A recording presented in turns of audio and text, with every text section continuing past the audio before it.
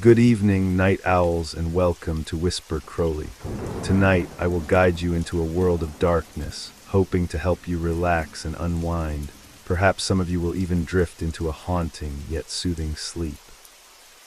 Before we begin, let me know where you're listening from and what time it is for you. And now we begin. I remember the exact moment I first felt it, an unsettling chill creeping down my spine, followed by a strange dizziness that left my head spinning. At first, I chalked it up to the long hours I had been working, the late nights, and the stress that always seemed to follow me like an invisible weight. But as the days passed, it didn't go away. The feeling grew like something insidious was working its way through my body, taking hold of my every thought, every breath. I'm a doctor. I should have known better. But I couldn't explain it. I still can't. It started small. A faint headache that lingered in the background, barely noticeable. But then came the fatigue, overwhelming, all-consuming. At times, it felt like I was walking through a thick fog, struggling to hold on to any shred of clarity. But it didn't stop there. Soon I noticed the odd sensations. A coldness seeping into my bones, no matter how many layers of clothing I put on. My skin became hypersensitive, every touch feeling like 1,000 needles poking into me. Then came the feeling of something moving under my skin, an invisible force that shifted just beneath the surface. I could swear that at times my own body wasn't entirely mine. I had already been to the best doctors I knew. They ran tests, scans, and examined every inch of me, but the results came back clear. Everything was normal. There was no physical reason for what I was feeling. No infection, no virus, no medical explanation for the symptoms that were slowly consuming me. That was the worst part. The uncertainty. The unknown. The feeling of being trapped in my own body, watching as it betrayed me in ways I couldn't understand. The days blurred together. I began to lose track of time, consumed by the strange symptoms that only seemed to worsen with each passing hour. The headaches became unbearable, pounding in my skull like a drum. The fatigue intensified, making it impossible to get out of bed some days. I felt like I was suffocating, my chest tightening as though invisible hands were slowly choking the life out of me. I started hearing things. At first it was just whispers, soft, unintelligible sounds that seemed to come from nowhere. I thought I was imagining it. But then it started happening more often, until it became impossible to ignore. The whispers were always there, just on the edge of my hearing, murmuring in a language I couldn't understand. And sometimes when I closed my eyes, I could see shadows moving in the corners of the room, shapes that shifted and twisted, too fast to catch. I told myself I was going crazy. I knew that stress could cause hallucinations, especially when combined with lack of sleep and physical exhaustion. But then the shadows began to take form. They weren't just tricks of the light. They were something else, something alive. And then one night, I woke up to find the room colder than it had ever been. My breath came out in visible puffs, despite the heat running through the apartment. I tried to move to get up, but my body felt heavy, as though it were being held down by an invisible force. I couldn't breathe. The air was thick, stifling, as if something was pressing in from all sides.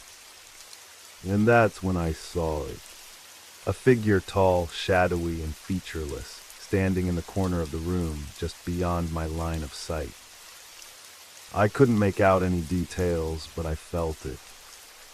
The presence, the weight of it. It was real. It was there. I tried to scream, but no sound came out. My mouth was dry, my throat closing up. I could only watch as the figure moved closer, its presence filling the room, swallowing all the air. I wanted to run, to escape, but my body wouldn't obey. It was as though I was frozen in place, trapped in my own fear. The figure stopped just beside my bed, its form shifting, like it was constantly moving, changing. I couldn't see its face. There was no face, just an emptiness, a void where a face should be. The room was so cold now, the temperature dropping rapidly, but I could still feel the heat of my own terror radiating from my skin. My heart pounded in my chest, every beat a loud, deafening thud. I wanted to look away, but I couldn't. I was paralyzed. Then a voice, soft, almost like a whisper, breathed in my ear. "You are not alone." And just like that, it was gone. The room was still. Silent. The air returned to its normal warmth, and the shadows faded. I blinked, disoriented, unsure of what had just happened. Had it been real? Or had I imagined it, another symptom of whatever disease was slowly consuming me? I couldn't be sure anymore. But one thing was certain. Something was happening to me. Something I couldn't explain. Something I didn't understand. And it was only getting worse. I had to figure out what was happening before it completely destroyed me. I couldn't sleep after that night. How could I? The image of that figure, that presence, haunted every thought, every moment I tried to drift into the oblivion of sleep. I lay in bed, my mind spinning, my body trembling from the sheer terror of what I had experienced. I told myself that it was just a hallucination, that my body was finally starting to break down under the pressure of whatever this illness was. But deep down I knew the truth. This wasn't just a mental breakdown. Something was wrong, and I was afraid it was more than I could ever comprehend. The symptoms continued to worsen. The whispers started again, but this time they weren't just in the corners of the room. They followed me, whispering my name, calling me, begging me to listen. It was maddening. My concentration was shot. Every task, every conversation felt like a battle to hold on to my sanity. I could barely focus on anything but the constant low hum of the whispers. I went back to the hospital, not as a doctor, but as a patient. I couldn't explain it to anyone. How do you tell people that your body feels foreign, like it's being controlled by something else? How do you explain the crawling sensation under your skin, the strange noises that fill the air when no one else is around? How do you tell someone that you are afraid of your own body? The tests were the same as before, blood tests, MRIs, CT scans. Nothing showed up. Every result was normal, which only made me more paranoid. I began to wonder if this was some kind of conspiracy. Was everyone just hiding the truth from me? Were they pretending like they couldn't see what was happening? But that didn't make sense. This wasn't something that could be hidden. The way my body felt, like it was rotting from the inside out, was too real, too tangible to ignore. The doctors were confused, and so was I. I spent hours on the internet, reading about every possible condition, every rare disease that might explain my symptoms. But I found nothing that fit. I kept searching, kept hoping I would stumble upon something that would make it all make sense. But it only got worse. I started seeing things, shadows, just like the one in my room, that flitted at the edges of my vision. They weren't real, were they? The logical part of me told me they were just tricks of the light, or maybe my mind was playing cruel games on me. But they seemed too real, too tangible. And sometimes, when I turned to look directly at them, they would disappear, vanish into thin air. But they were always there, lurking just beyond my sight. And then there were the noises. It started with faint scratching sounds, like something was crawling under the floorboards. I tried to ignore them at first, but then they got louder, closer. I would hear it at night when everything else was silent, a dragging sound as if something was scraping along the walls. The worst part was the dreams. They weren't dreams, really. More like vision, disturbing flashes of grotesque imagery. My body twisted and bent in ways that were impossible. My own reflection in the mirror, hollow eyes, pale skin, a look of someone who had been drained of everything that made them human. I couldn't escape it. The boundaries between sleep and wakefulness blurred. The whispers followed me into my dreams, their voices growing louder, more demanding. The figure from that night appeared in my dreams, always standing in the corner, just beyond my reach. And it spoke. It didn't whisper anymore. It spoke to me with a voice that chilled me to my core. You cannot escape, it said. You are becoming one of us. Each night the dreams grew more vivid, more horrifying. I could feel the presence of something terrible, invading my body, taking root deep inside me. And when I woke up, drenched in sweat, my skin crawling, I couldn't shake the feeling that it wasn't just a dream. That something was inside me, and it wasn't human. I confided in my closest friend, Mark. He had been with me through thick and thin, always the rational one, always the one to ground me when my mind wandered too far. I trusted him. But when I told him what was happening, when I described the whispers, the shadows, the crawling sensation under my skin, he didn't believe me. He thought I was overreacting, that it was stress or maybe even some rare neurological disorder. He suggested I take time off work, focus on self-care, get some rest. But I knew it wasn't just stress. It was something much darker, something far more dangerous. As I sat there, my words falling on deaf ears, I felt a wave of isolation wash over me. No one believed me. They couldn't see it, couldn't feel it the way I did. The loneliness sank in, making the whispers in my ears grow louder. They were real. I wasn't imagining them.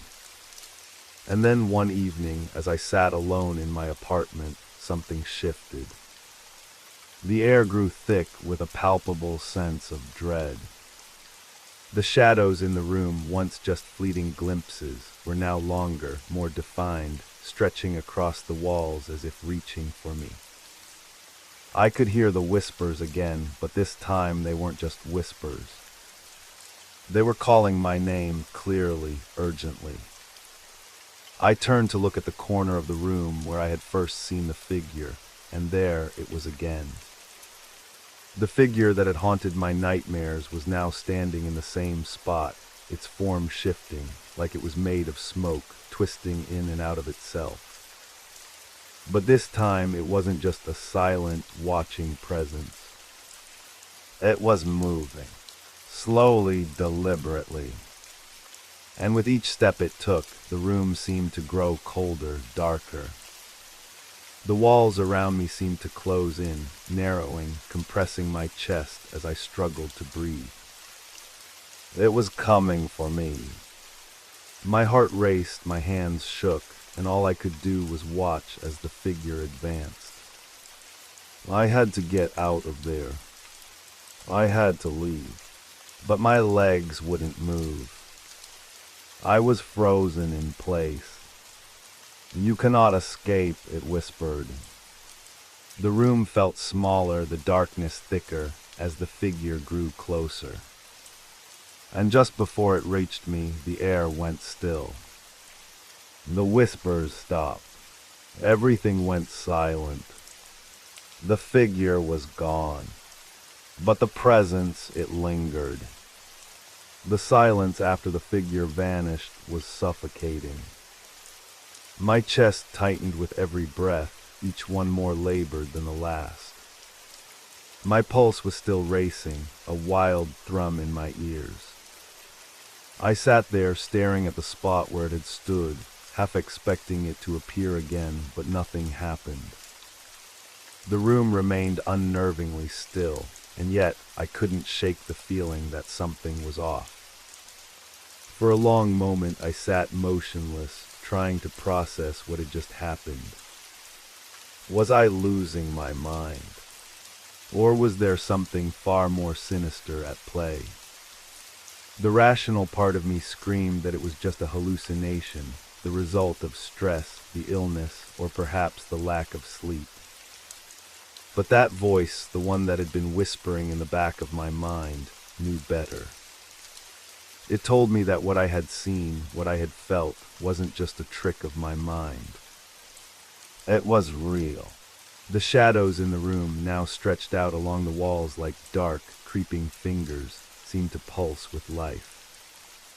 Every corner, every crevice felt like it was hiding something from me, something that I couldn't see, but that was most definitely there. I shivered involuntarily, despite the warmth of the room. I needed to leave. Get out of this place. Find answers. But my legs, frozen as they were moments ago, finally gave way to a weak, trembling resolve. Slowly I stood up, swaying, feeling the dizziness pull at the edges of my vision. I staggered toward the door. It felt like walking through a thick fog, the air oppressive, like it was pressing in on me from all sides. Every step was heavy, my heart pounding in my chest. I tried to open the door, but my hands were shaking too badly. Come on, I whispered, urging myself, finally yanking the door open with a frantic tug. The cool air of the hallway hit me like a splash of water, and for a brief moment it felt like I could breathe again. But the relief was short-lived. The oppressive weight of the atmosphere didn't lift. It followed me, that ever-present dread. As I stepped out into the hall, I could hear the echoes of my footsteps, unnaturally loud against the silence. The lights flickered overhead, casting long, jerky shadows on the walls. I had to get out of here. I stumbled down the hallway toward the stairs, moving quickly now, the pounding of my heart in my ears mixing with the strange, skittering noises I thought I heard beneath the floorboards. I tried to ignore them, but they grew louder, more distinct. It was under the floor. I stopped dead in my tracks. My breath caught in my throat as I glanced around the hall. The shadows seemed to move as if they were stretching, reaching toward me. No, I was imagining things. My mind was playing tricks. I was losing. But the noises, they weren't a product of my imagination. They were real. I turned on my heel and ran down the stairs, my feet stumbling over each step. I had to get outside, away from the building, away from whatever this was. The ground floor was quiet, but the air felt thick, like the building itself was holding its breath. I pushed open the front door, stepping out into the crisp evening air. For a moment, the cool breeze felt like a balm, like I could finally clear my head. But then the realization hit me, something had followed me. I wasn't alone. I looked around, scanning the empty street. The shadows seemed deeper than they should be, stretching further into the night. It felt like the street lights, dim as they were barely holding back the darkness. I started walking quickly, though I couldn't quite shake the feeling that I was being watched.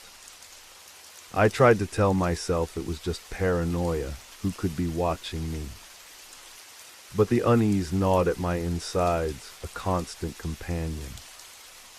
I kept walking, but every step felt like I was being pulled back towards something, like there was an invisible force drawing me in. I needed to get to my car to leave this place, but the path before me seemed to grow longer, as if the distance between me and safety kept stretching. And then there it was. A figure. It stood at the far end of the street, just outside the pool of light from the nearest street lamp. It was a silhouette, dark and undefined. I couldn't make out any features, but I knew it was watching me. The figure didn't move, but I could feel its presence, heavy and suffocating. I froze. My body tensed, my heart skipping a beat. There was no way this was real. This couldn't be happening. I took a hesitant step forward, my breath shallow, my mind racing for answers. But with every step, the figure seemed to move just slightly. It wasn't coming toward me, but it was closing the distance. I turned abruptly and started walking faster, breaking into a panicked jog. My heart hammered in my chest, and the air felt heavier with each step. The figure didn't follow me exactly, but somehow it was always there, just outside my field of vision, never far behind. I reached my car, hands shaking as I fumbled with my keys. I had to leave. I couldn't stay here. I had to get away from whatever was happening to me. But as I opened the door and slipped inside, I caught a glimpse of something in the rearview mirror. A shadow, a fleeting shape. It was behind me, right there. But when I spun around, the back seat was empty. My breath caught in my throat as I slammed the car into gear, speeding away from the building, away from the street, away from everything. But the whispers followed me. They were there like an echo that wouldn't fade. And I couldn't stop wondering, was I ever going to escape this? Or had it already consumed me completely? I drove without purpose, without direction. The streets blurred into a long, dark tunnel, the headlights casting sharp shadows that seemed to dart away as if they were alive. I couldn't shake the feeling that something was wrong, terribly, gut-wrenchingly wrong.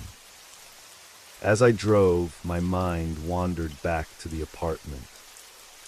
The dark figure in the hallway, the skittering noise beneath the floor, the shadows that seemed to move on their own. I couldn't make sense of it. I thought about the disease, the strange symptoms that had started weeks ago.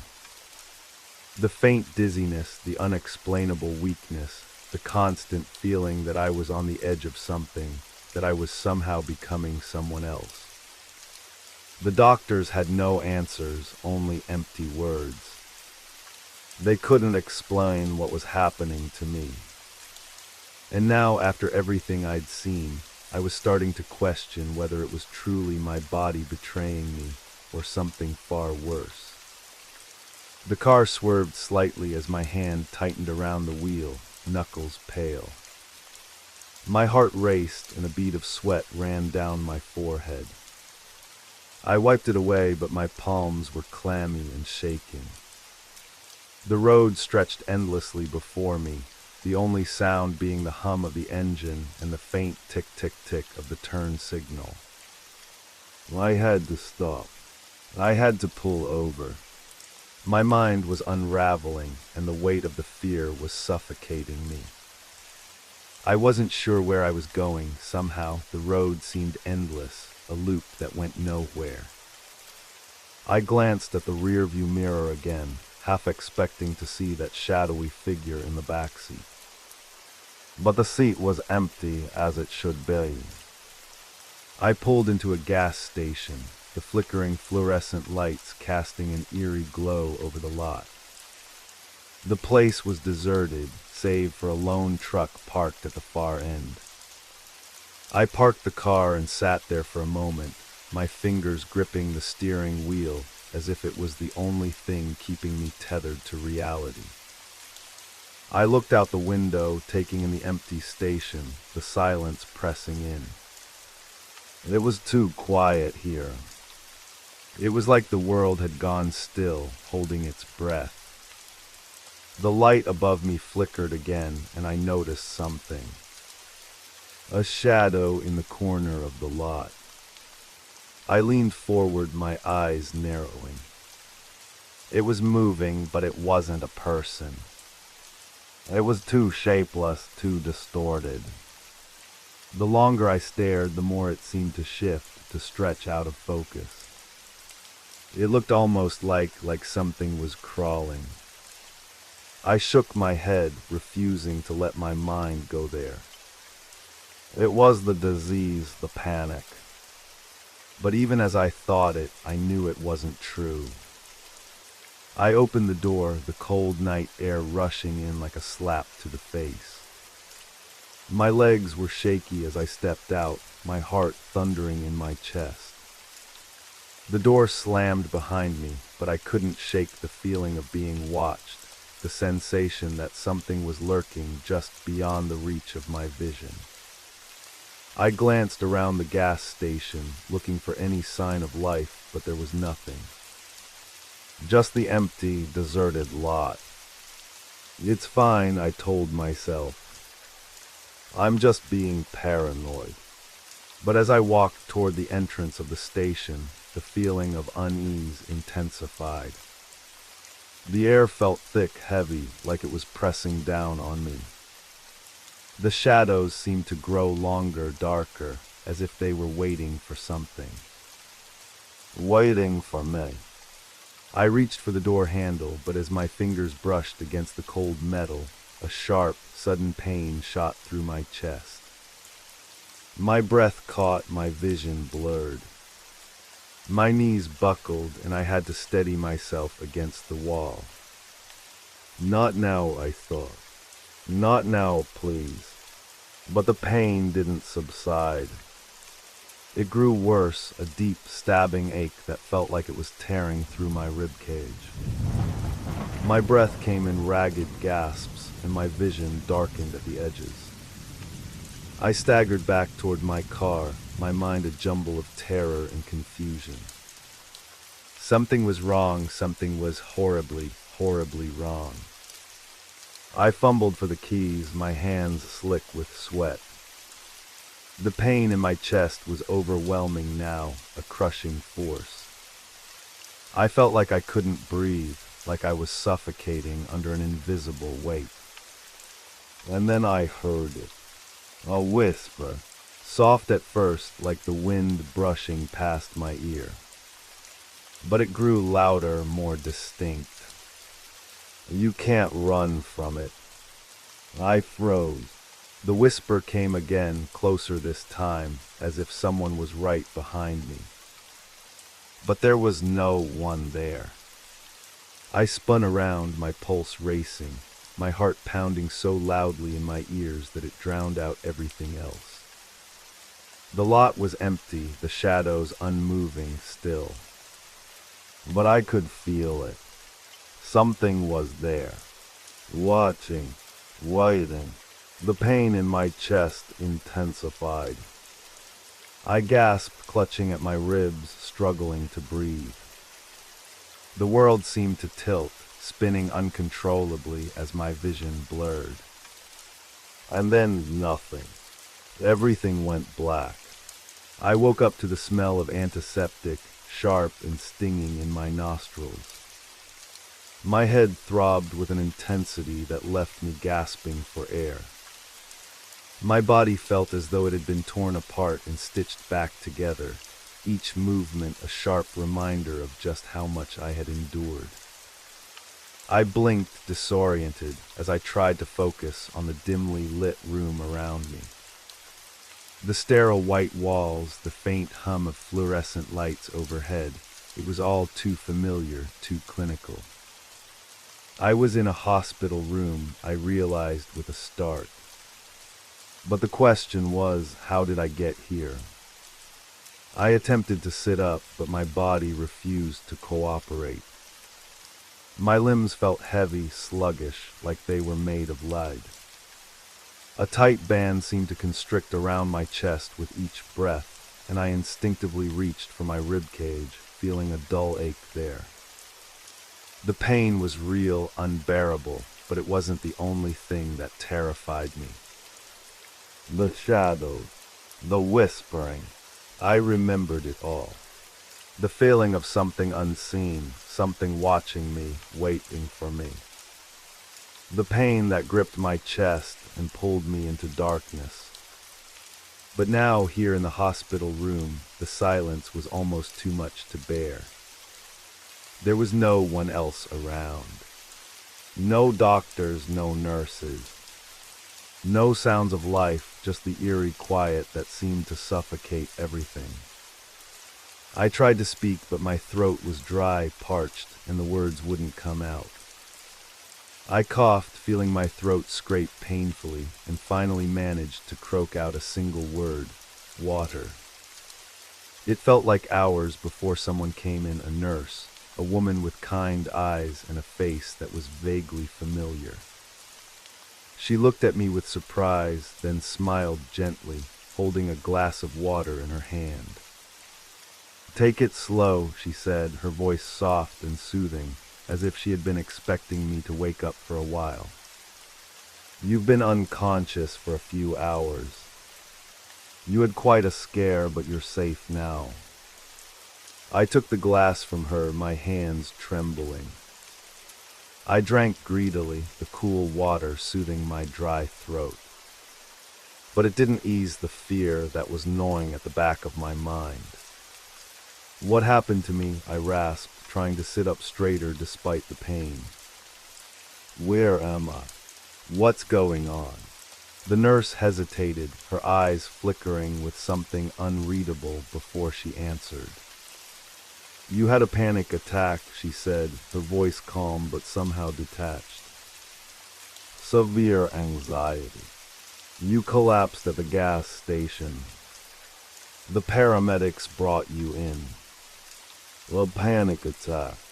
My heart pounded harder at the mere suggestion. No, that couldn't be it. It was more than that, so much more. The shadows, the whispers, the pain in my chest. It all felt far beyond anything I had ever experienced. "Why, I don't think it was just a panic attack," I muttered, barely believing my own words. "There's something wrong with me. Something inside me. I can feel it." The nurse's smile faltered slightly. She took a step closer, placing a hand gently on my shoulder.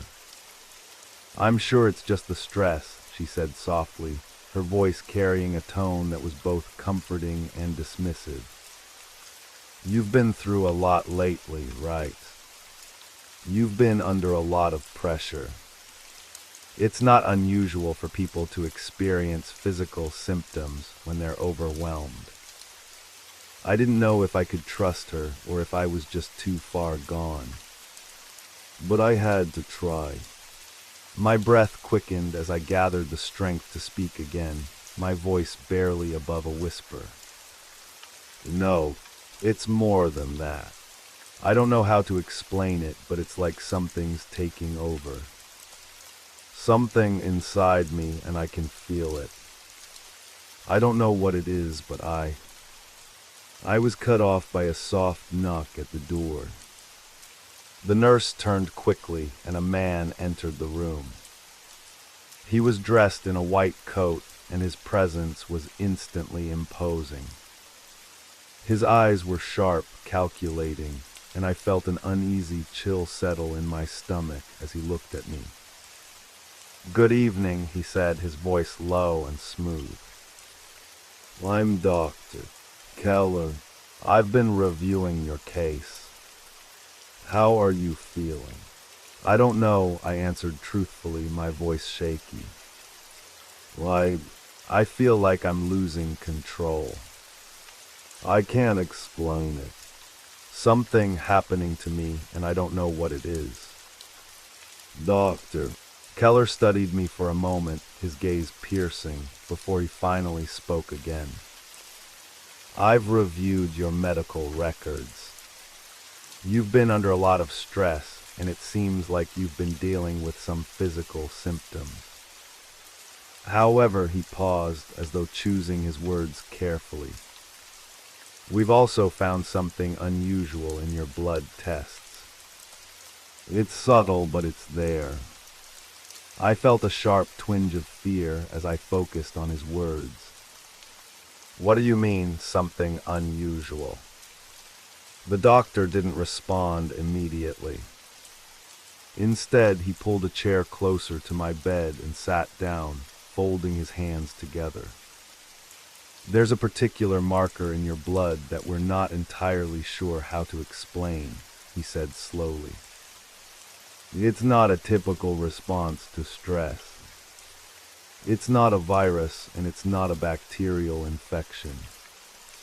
But it's definitely there. We've sent samples for further testing, but..." He trailed off, and for a moment I felt a heavy weight settle over me. "But what?" I demanded, my voice trembling with a mix of fear and frustration. He met my gaze, his expression unreadable. "We're not sure yet, but I think it's safe to say that this is something we haven't seen before." A chill ran down my spine as I absorbed his words. Something we haven't seen before. Something new, something that could be far worse than any diagnosis I could have imagined. The room felt colder now, as if the temperature had dropped several degrees in an instant. The shadows seemed to lengthen, crawling along the walls, growing thicker by the second. I felt it then, the same suffocating, crawling sensation from before.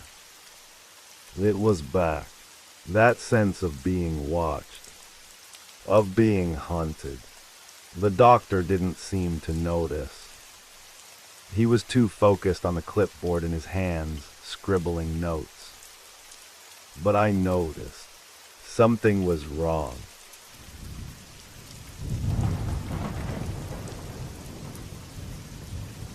I hope you enjoyed the first story.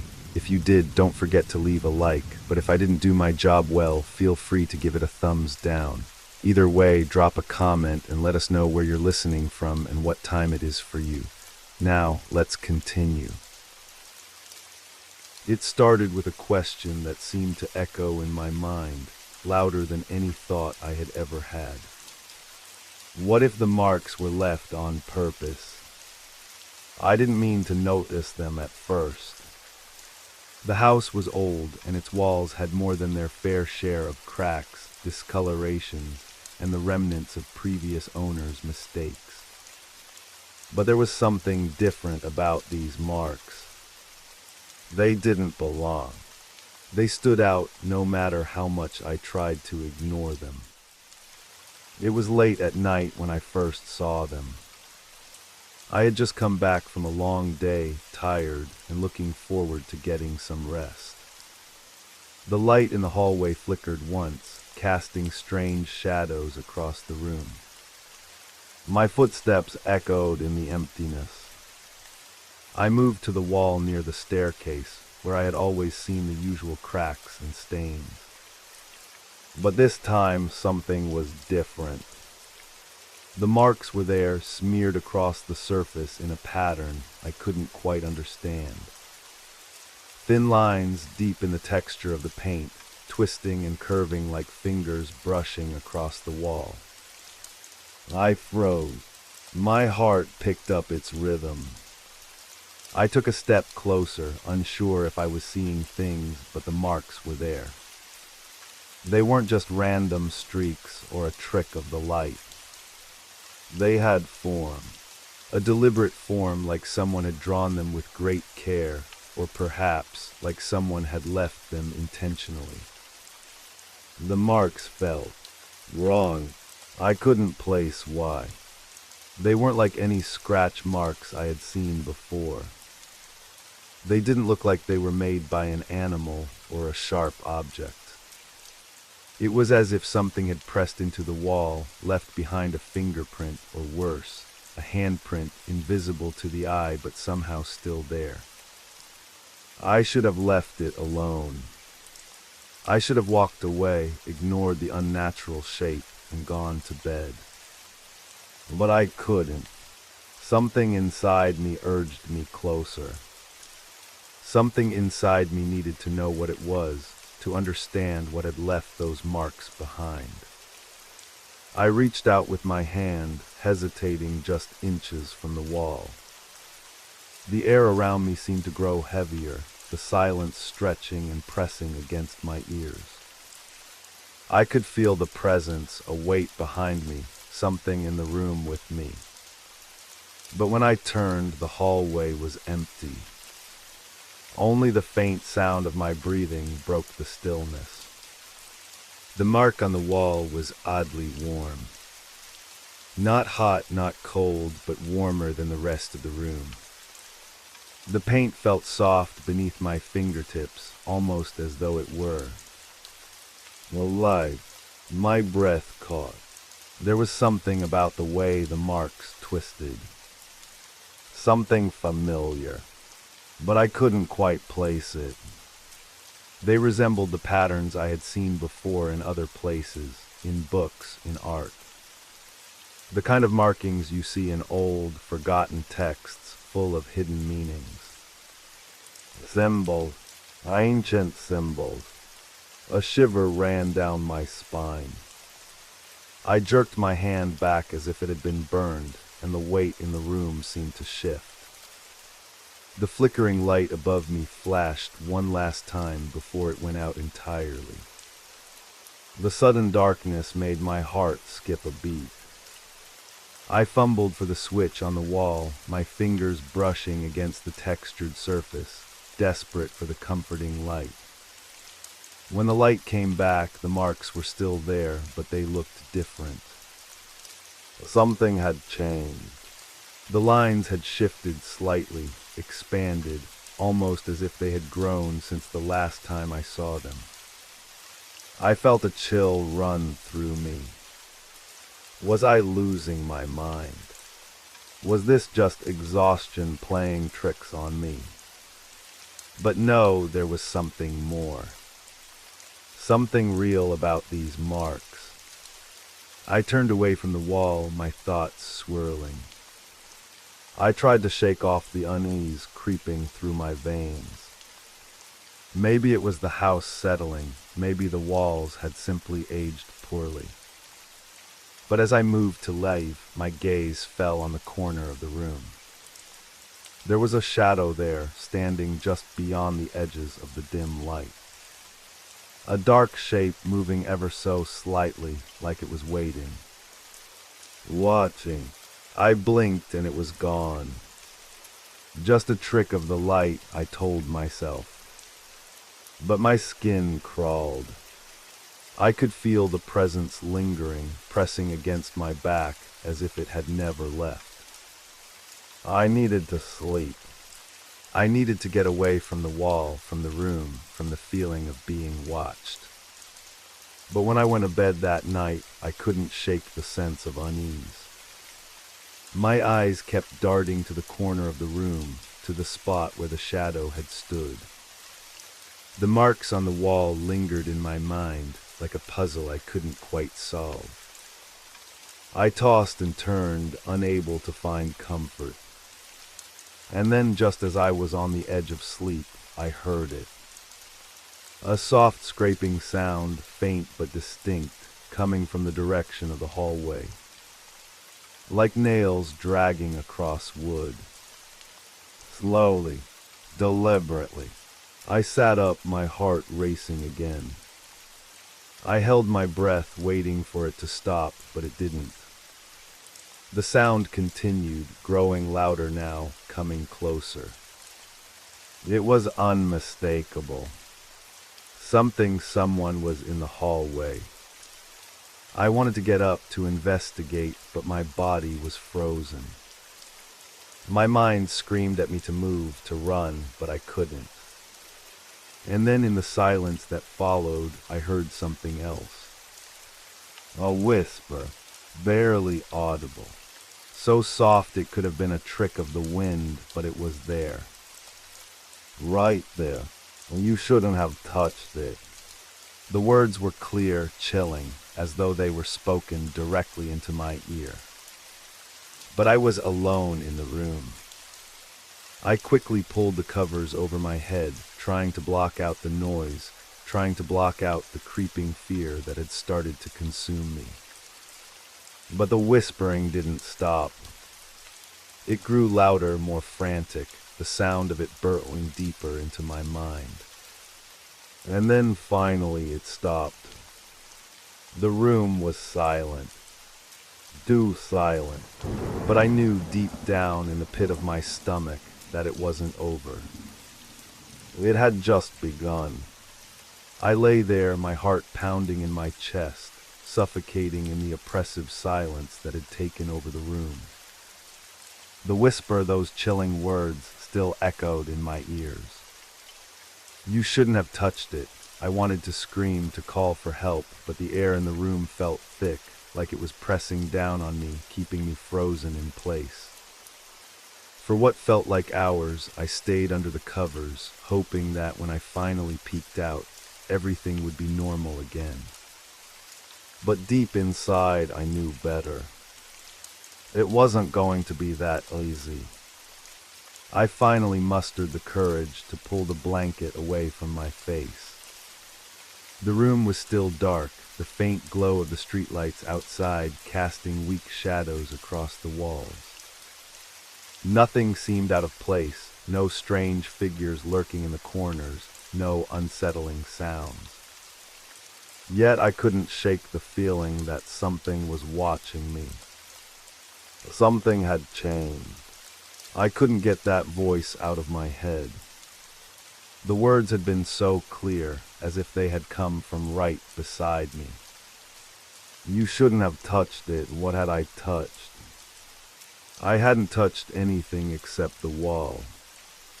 But that wall, those marks, I couldn't help but feel as though they were the cause of everything that was happening. There had to be more to it. There was no way those markings could have been just a random, inexplicable anomaly. I stood up from the bed, my legs shaky as I stepped onto the cold floor. The chill from the night air seeped into my bones. My fingers tingled with the memory of the warmth I'd felt when I touched the marks on the wall. The warmth had seemed so out of place, almost unnatural. I walked slowly toward the hallway, my eyes darting to the spot where the marks had been. My mind was a whirlwind of questions, but one thing stood out above all else. What did it mean? Why did it feel like something was trying to warn me? As I reached the door to the hallway, my breath caught in my throat. The marks on the wall, they were different.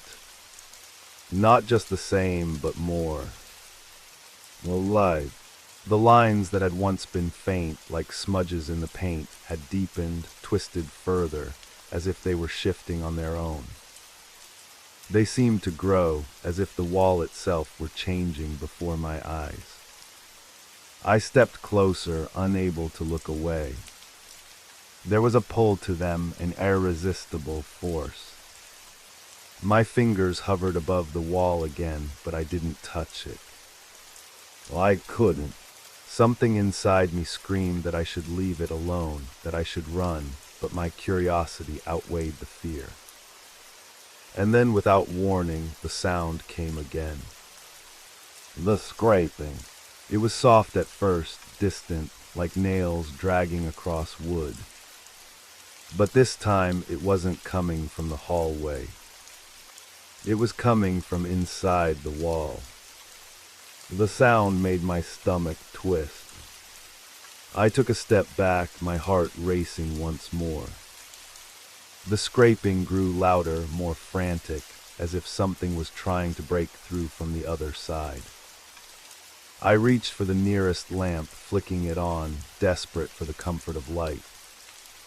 But when the bulb flickered to life, I saw it. The wall was moving.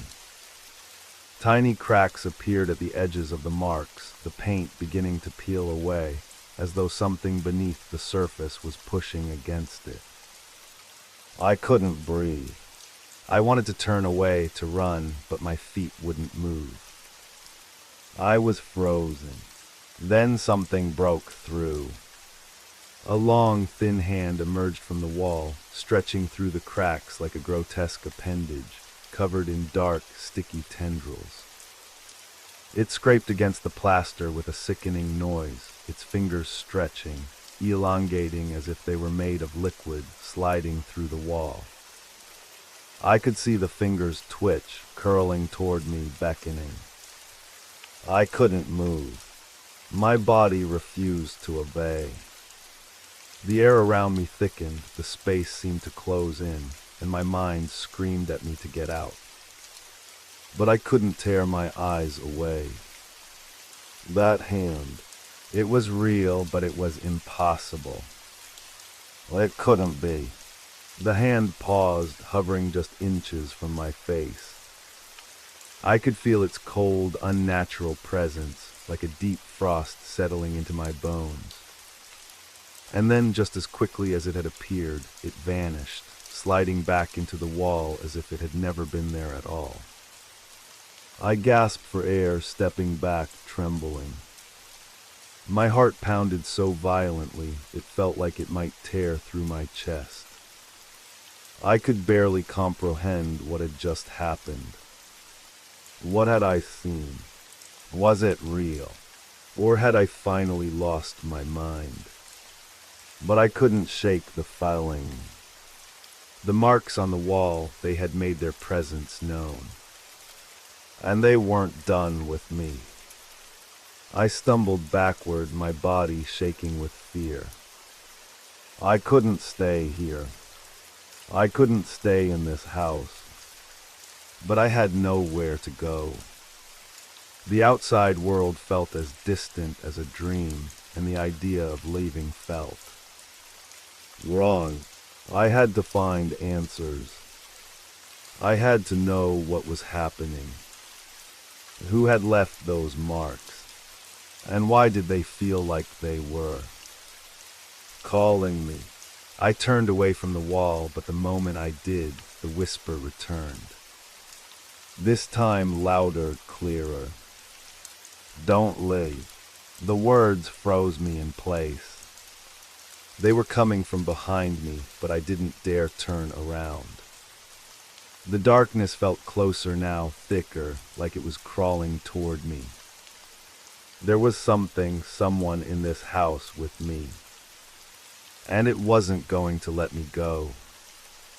I was no longer just afraid of the marks.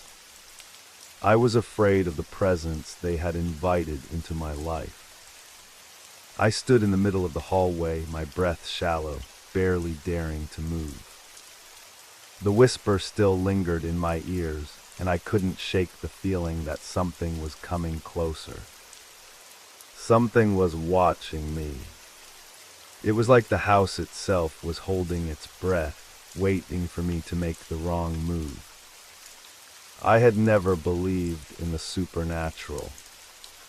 I was always the logical one, the one who would dismiss strange occurrences as coincidence or stress-induced hallucination. But now, as I stood there in the dim light, trying to convince myself that what I had just seen wasn't real, I knew deep down that I could no longer explain it away. I needed answers. I needed to understand what was happening.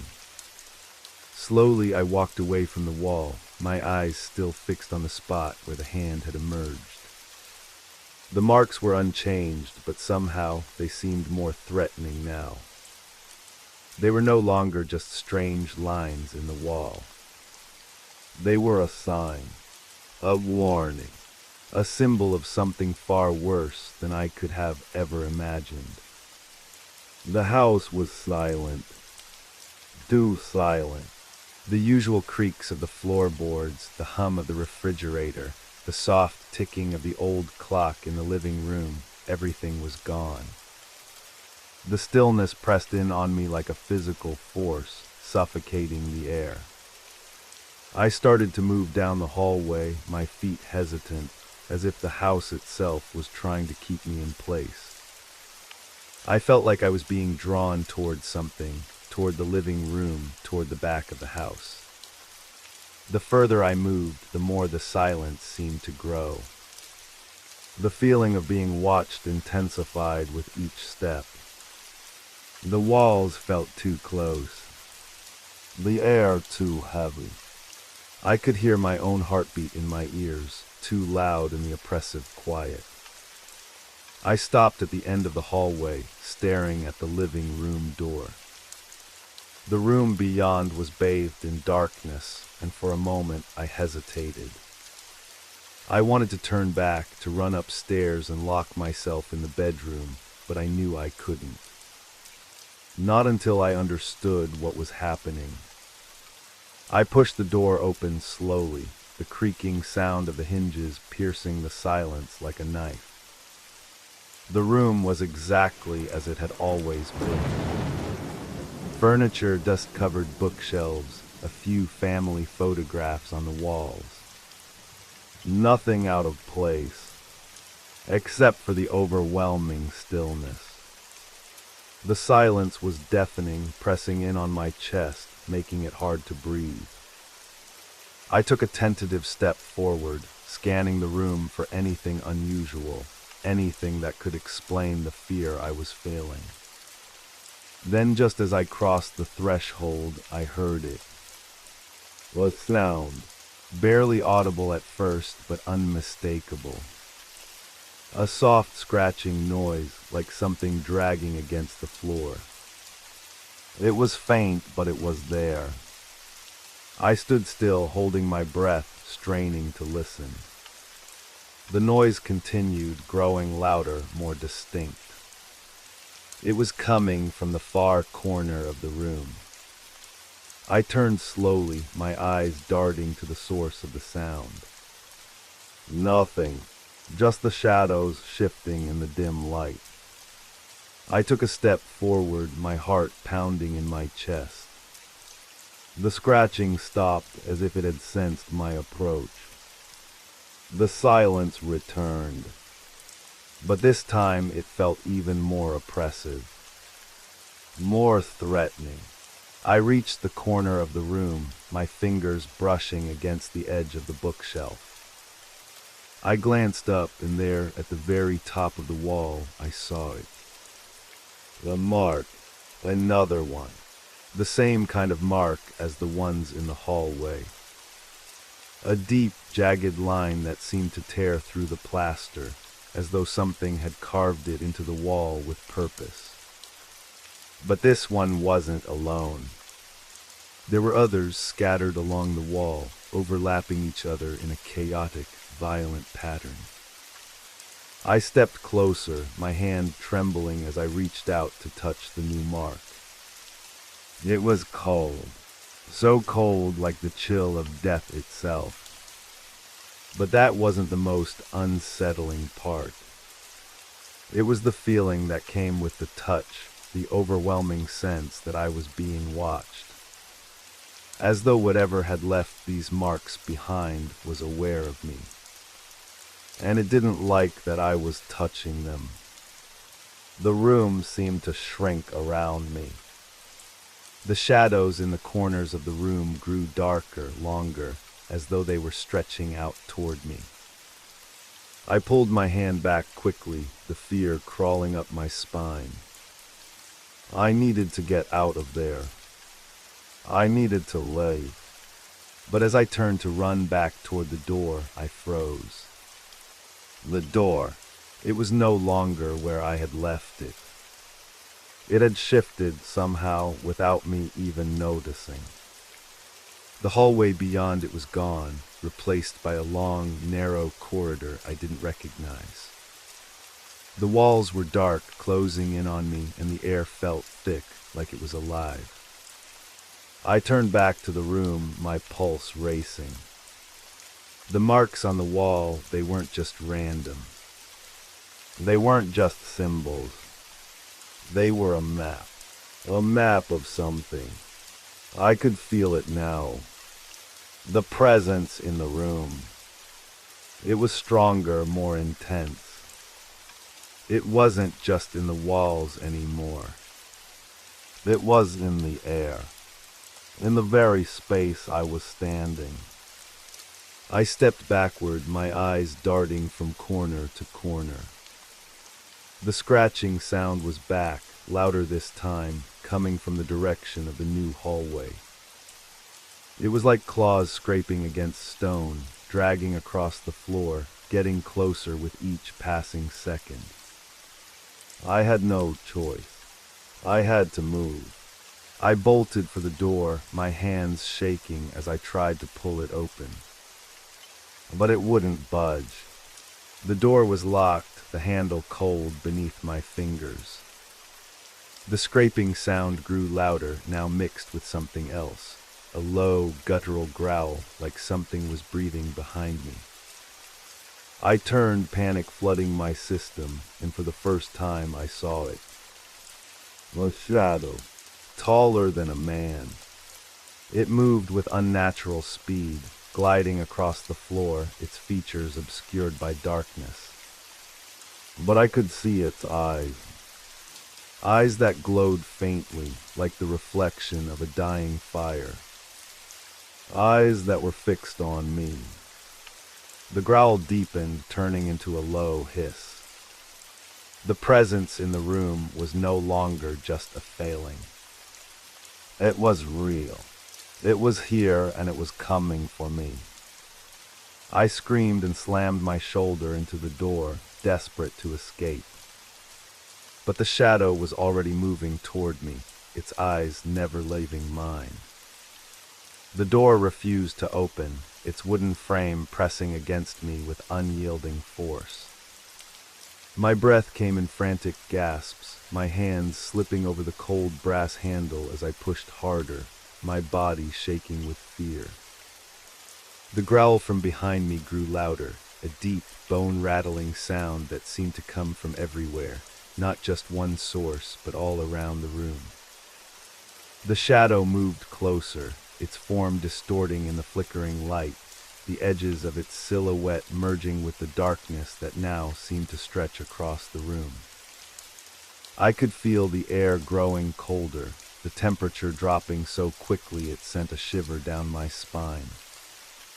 My skin prickled, goosebumps rising on my arms as the darkness wrapped around me, squeezing the very breath out of my lungs. The eyes, those glowing eyes. They were the only thing I could see clearly in the darkened room, burning with an intensity that felt like they were digging into my very soul. I wanted to look away, but something kept me rooted in place. Fear, confusion, disbelief, all tangled together, making it impossible to break free from the grip of the shadow's stare.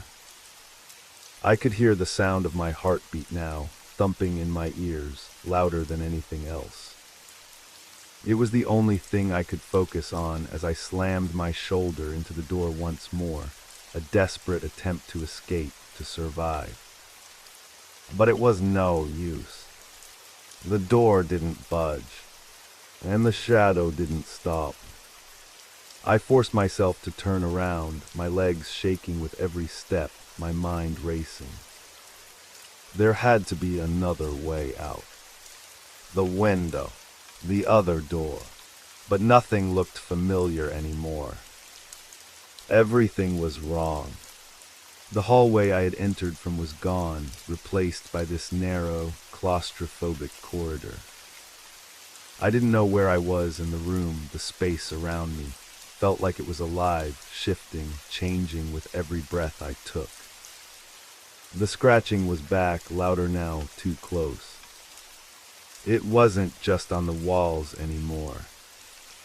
It was in the floor, in the very foundation of the house. It was coming from beneath me. I turned back to the shadow, my pulse pounding in my throat. The air felt thick, like something was crawling underneath my skin. I could barely make out the shape now, but I knew it was moving, growing, getting closer with each passing second. Its eyes, those glowing, soulless eyes, they were fixed on me. But now they weren't the only thing I saw. There was something else, something more, just at the edge of the darkness. Well, hand, or maybe it was an arm or some twisted form of both. I couldn't tell, but it was stretching, reaching toward me with unnatural speed. I backed up, stumbling over the floor, my mind unable to grasp what was happening. This was real. This was happening. I wasn't dreaming. I grabbed the closest thing to me, the dusty chair beside the bookshelf, and threw it toward the shadow. The chair collided with nothing but air, crashing to the floor with a sickening thud. The shadow didn't flinch. It didn't react. It simply continued moving toward me, its eyes never leaving mine, its growl deepening, vibrating the walls around us. I was running out of time. My mind raced, searching for a solution, for something to make it stop. I needed to understand what was this.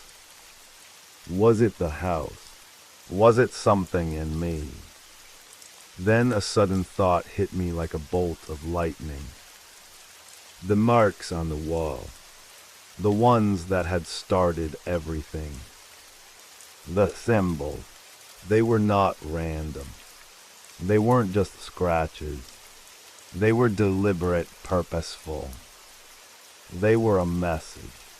I turned back to the wall. The marks were still there, but now they seemed different. The lines were darker, deeper, as if they were alive, shifting under the surface. I could feel a pull, a magnetic force that seemed to be drawing me closer to them. I took a hesitant step forward, my fingers trembling as I reached out to touch one of the marks. The moment my skin made contact with the rough surface, I felt it. A surge. A shock of cold like ice running through my veins. The shadow stopped. Everything went still. The growl faded and the air seemed to clear for a brief moment. I was breathing again, gasping for air like I had been underwater. My heart was still pounding in my chest, but the pressure in the room had lifted, if only slightly. I looked at the mark on the wall. It was shifting again, but this time it was different. The lines weren't just symbols anymore. They were words, or at least they looked like words. The language was unfamiliar, but I could feel something. Something important. The shadow wasn't gone. I could still feel its presence, like a dark cloud hanging over me, watching. Waiting. I tried to pull my hand away from the wall, but it wouldn't move. My fingers were stuck, frozen to the surface, as if the mark had anchored me in place. The more I struggled, the tighter it gripped me. The shadow was moving again, but this time it was no longer just a vague figure. It was starting to form. The shape became more defined, sharper, like a silhouette emerging from the fog. It was taller, broader, its edges flickering like flames. The outline of a head appeared, followed by the outline of a mouth, too wide, too twisted to be human. I tried to scream, but no sound came out. My throat was dry, tight, suffocating under the weight of whatever was happening to me. The marks on the wall, the shadow, it was all connected, and I was in the middle of it. Suddenly the room seemed to collapse inward, the walls closing in like a vice.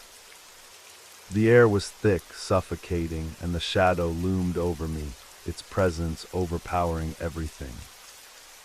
The room, the house, the world, it didn't matter anymore. I was trapped in this nightmare, unable to escape. And then, with a final, horrible realization, I understood. The marks weren't just on the wall. They were inside me. The realization hit me like a wave, crashing over me with all the force of a storm. The marks, those twisted symbols, they weren't just decorations or random scratches. They were an imprint, a record of something that had happened here before, something terrible, something that wanted to happen again. I tried to tear my hand away from the wall, but it was useless. My fingers were stuck as though the symbols were alive, drawing me in, fusing my skin to the rough surface. Every attempt to pull away only made the sensation worse. It felt like the wall itself was sucking me in, pulling at my very soul. The more I fought, the more I became a part of it. The shadow, no, not a shadow, I realized. It was a presence, a consciousness, and it was feeding off me, off my fear. I could feel its hunger gnawing at the edges of my mind, twisting my thoughts. It knew me. It had always known me. I tried to speak, to call out, but my voice was lost. The air in the room had grown thick, suffocating. It felt as though the very walls were closing in on me, pressing down with a weight too heavy to bear. The temperature had dropped even further, and I could see my breath puffing out in front of me in small, shaky clouds. Then a sound. A crack, sharp and jagged, like the breaking of bones. The marks on the wall began to move, shifting and contorting like writhing worms. They were no longer just static symbols, they were breathing, alive. The symbols grew larger, twisting into shapes I couldn't comprehend, overlapping and reforming into something new. They were forming patterns now, patterns that I recognized, though I had never seen them before. Lies, a face, the face of something that shouldn't exist. I felt the breath catch in my throat as the shape grew clearer, its outline becoming more distinct with every second. The eyes were enormous, bulging out of the face, glowing a sickly yellow. The mouth opened, and I could hear the soft hiss of something dark and ancient crawling from within. My heart was hammering in my chest. I wanted to scream, but the words wouldn't come. I wanted to run, but my body was frozen, paralyzed by fear, by the terror that had seeped into my very bones. I looked down at my hand again. The marks weren't just marks anymore. They were tattoos burned into my skin. The pain had become unbearable, like fire creeping up my arm, scorching me from the inside out. I wanted to cry out, to beg for it to stop, but I couldn't. The pain was consuming me, and it was only growing worse. The figure on the wall, the thing with the glowing eyes, shifted, its form moving toward me. It wasn't just in the wall anymore. It was in the room. It was in the air around me. I could feel its presence like a cold, suffocating fog, wrapping itself around my body, pressing in from all sides. Its voice came next. A low, guttural whisper that seemed to come from everywhere at once. Come closer, come to me. I didn't want to listen. I didn't want to obey, but I felt my body move. It wasn't me moving, it was something else, something inside of me that had taken control. My legs were no longer my own. They carried me toward the wall, toward the face, toward the eyes that seemed to swallow me whole. With each step, I could feel the walls closing in tighter. The house itself felt like it was breathing, and I was nothing more than a helpless passenger on a journey to a place I didn't understand. The whispers grew louder, clearer.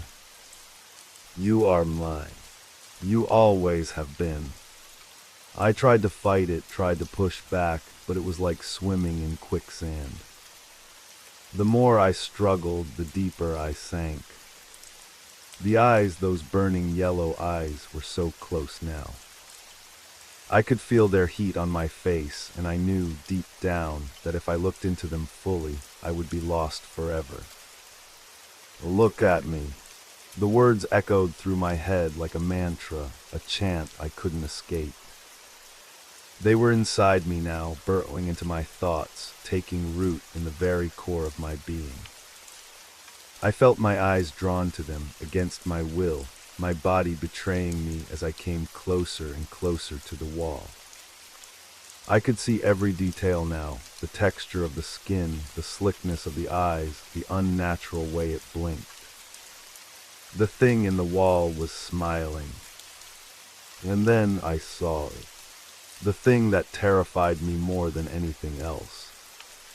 Its mouth, wide and twisted, opened fully, revealing a void, a space that didn't belong in this world, a gap between realities that threatened to pull me in. The mouth began to twitch, its lips parting with an audible snap. Don't look away. The whisper was now a command. And I couldn't. The void, it was pulling me in, swallowing me whole, dragging me into that endless, dark place. My mind was breaking, splintering under the weight of the terror. I could feel myself slipping, falling, but there was nothing I could do. I was already lost. The last thing I remember was the sharp pain in my chest, like something was tearing through my very soul, and then everything went black. And then, nothing. No more whispers. No more shadows. Just silence. The marks on the wall faded, leaving behind nothing but an empty space.